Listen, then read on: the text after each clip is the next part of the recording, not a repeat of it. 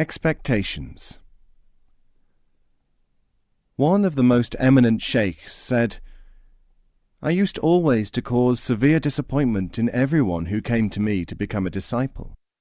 I failed to appear at the appointed lecture times. I was lazy and forgetful. When I had promised to demonstrate an exercise or impart a secret, I usually did not do so at all. Now first examine the effect if I had fulfilled the expectations of the disciple. He would have become so pleased with himself at having been given something that others lacked, that this pleasure would have inflated his pride. Only by experiencing disappointment can a person register its effects on himself. Disappointment cannot exist without expectation. No expectation in the Sufi way is accurate. The expected apricot is never as sweet when it reaches the mouth."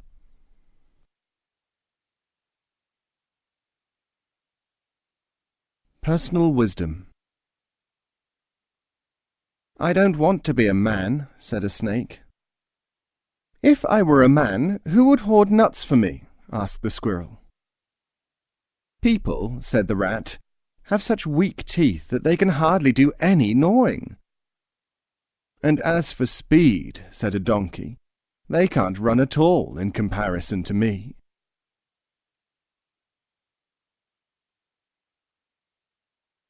How can it mean anything? A group of merchants asked a certain disciple, "How can this Sufi nonsense mean anything to you?" He said, "Because it means everything to those whom I respect." Economics. A man saw his bus going so slowly that he decided to walk home. On the way he met another man, a citizen of the land of fools. "Ah, foolslander," he cried, "I'm saving a shilling by walking instead of travelling in that bus." "You're a wasteful idiot," the foolslander immediately replied. "Why?" "Having discovered such an important saving as that, you could have walked behind a taxi and saved 10 times as much."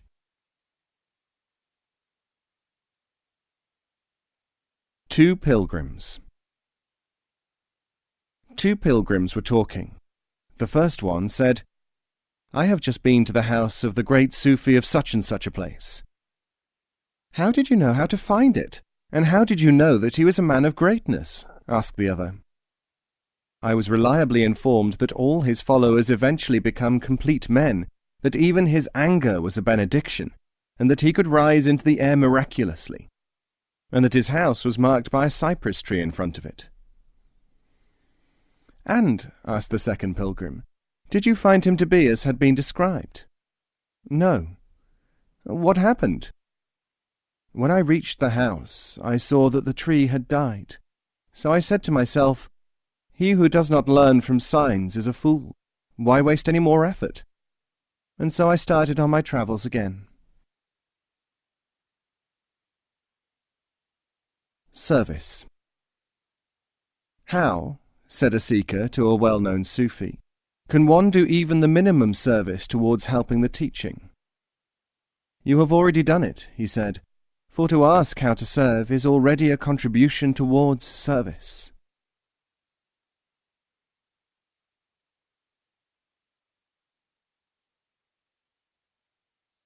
The Boy and the Wolf.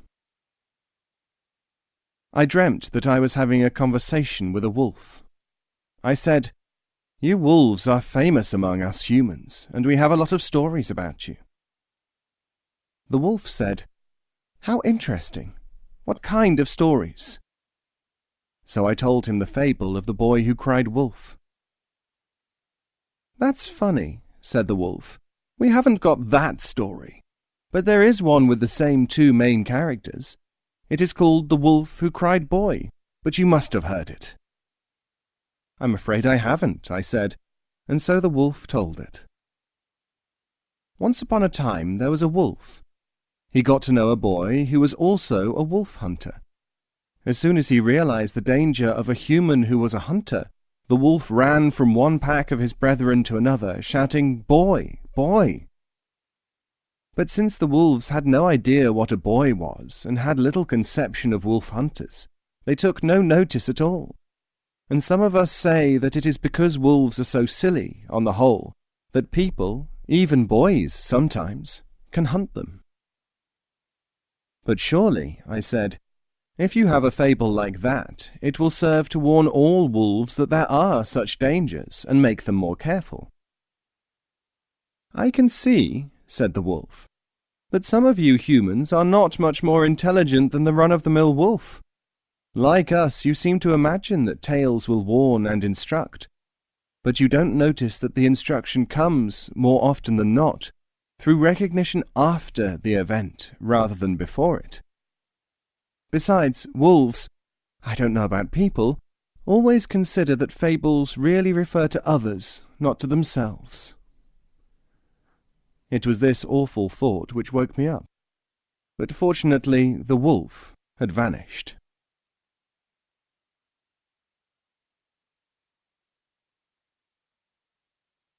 Literature. Ibn Yusuf said, "So many people used to come to see me with books that they had read and wanted interpreted, or books that they had written and wanted opinions about, or books of other sorts, that I was at my wit's end. I went to see a doctor who was also a sage. I said, 'Give me some remedy for this problem.' He gave me yet another book. This one was to show to the book readers. Inside it contained only one phrase, and this is it. Time wasted reading this sentence could be employed more profitably in almost any other manner."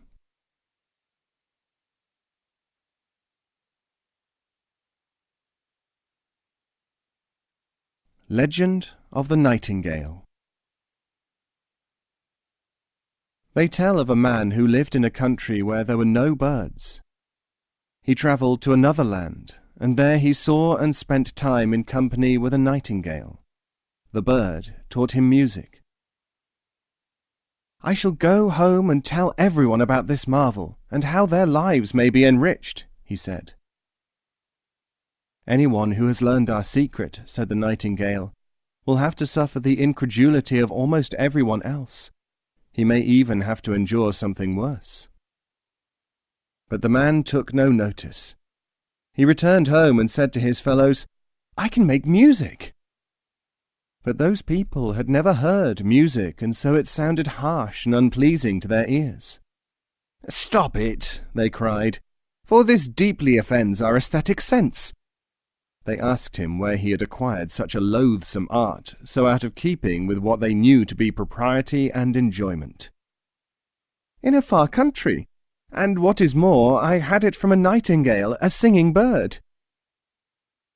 They quickly hanged him, because even if there were nightingales, and everyone knew that all birds were imaginary beings, this music was obviously a nasty thing.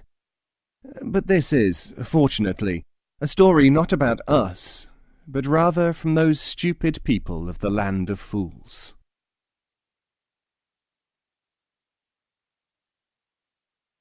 Inner senses.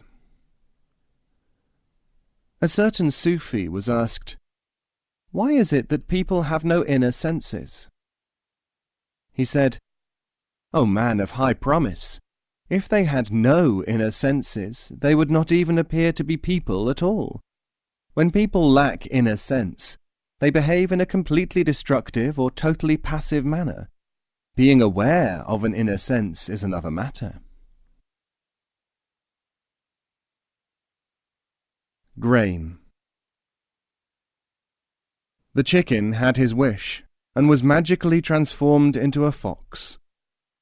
Then he found that he could not digest grain. Mistakes. A certain Sufi was asked, "Why does that dervish over there make so many mistakes?" He answered, "If he made no mistakes, he would be either worshipped or ignored.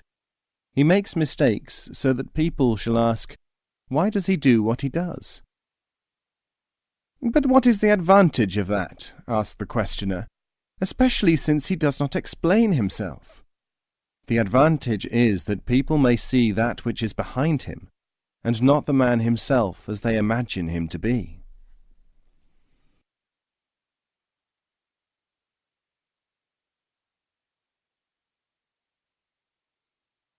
Mixed behaviour. I was present when a visitor begged leave to ask a question, and Rais-i-Kabir gave permission for this. The visitor said, "What I have heard of you gives me no confidence in you. By behaving in an exaggerated manner, you make people uneasy about you.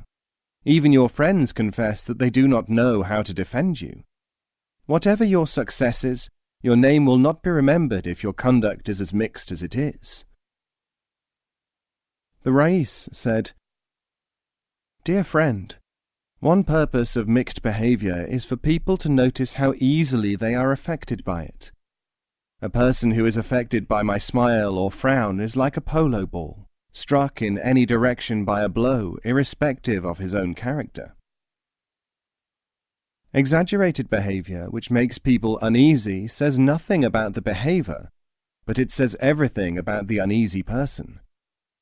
Friends seeking to defend one are serving one's interests when defence is necessary to the defended person. When the act of defending is necessary to the defending friend, then the friend is acting for his own self, not for the person whom he is defending." The visitor said, "This has been a lifting of veils for me, and I am grateful, and I beg your forgiveness.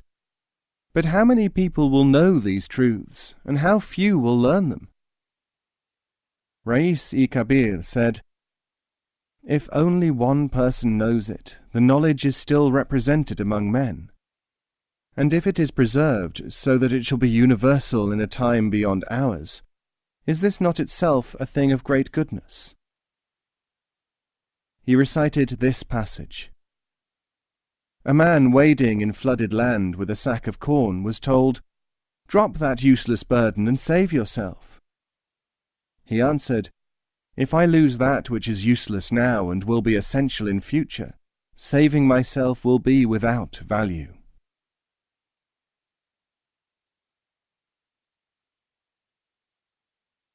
Difficulty.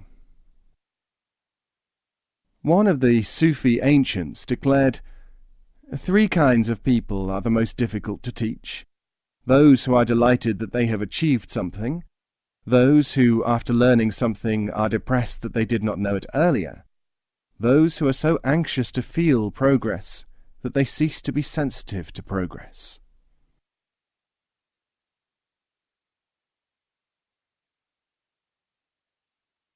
The Greatest Vanity. Abu Halim Farfar said, "The greatest vanity is to believe that one is sincere in seeking knowledge, when in reality one is seeking only personal pleasure." "But how," asked one of those present, "can a person know whether he is a victim of this malady?" Farfar said, "He is not a victim of this malady if he is content with the attention which the master gives him, and if he is not agitated if he receives none, and if he is not disturbed at the sight of others receiving attention from the master, and if he values even a word or a sign from the master at its true worth, as if he were the only recipient of a valuable hidden treasure."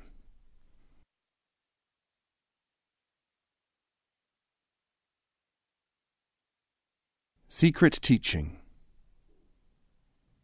One of the Sufi masters was asked, "While your beliefs in school are known, your teachings are secret, given only to those whom you desire, and nobody is allowed to be present as an observer at your meetings, unlike the practices of the philosophers, who allow, indeed welcome, hearers of all kinds. What is the explanation of this?" He said, "Light of my eyes, teaching is like charity. It is to be given secretly for the reason that the public display of charity is bad for the giver, for the receiver, and for the observer. Teaching is like a nutrition, and its effects are not visible at the time it is being given, so there is no point in there being an observer except of the fruit of the nutrition. Teaching, again, is not to be considered as separated from the circumstances in which it is given. Therefore, if there are observers, their presence changes the circumstances, and also therefore the effect of the teaching.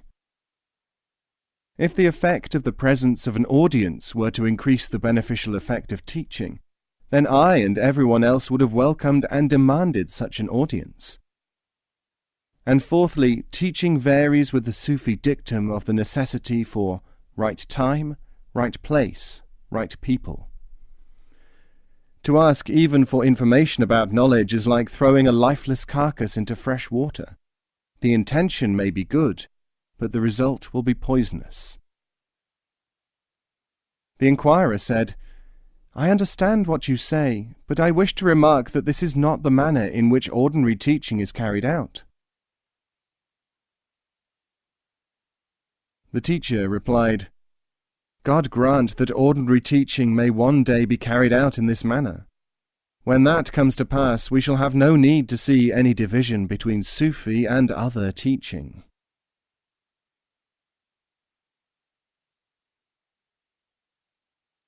Working together. Someone asked Ajmal ibn Arif, "Can you give me an example of things apparently opposed which are really working together?"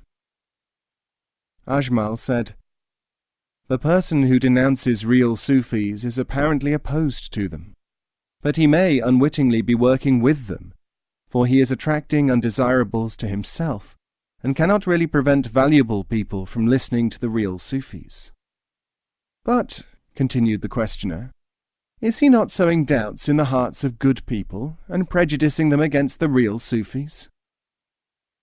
"Doubt," said Ajmal, "is sown on doubt already existing. The hearts of good people are not places where the seed of opposition to real Sufis can possibly be sown."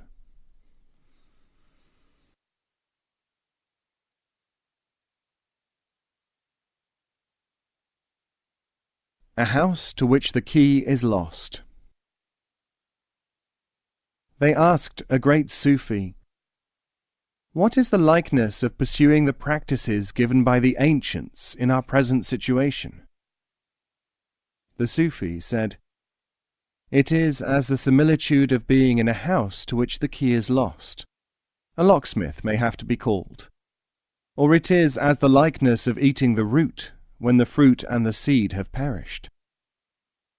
And it is the likeness of looking at a farm and imagining from ignorance that the road leading to it and the rubbish dump and the well, all necessary things, are the operation itself, as if they themselves were a growing and a being."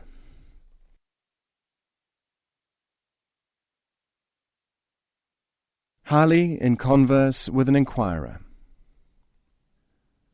Is a man worse than a scorpion? Infinitely.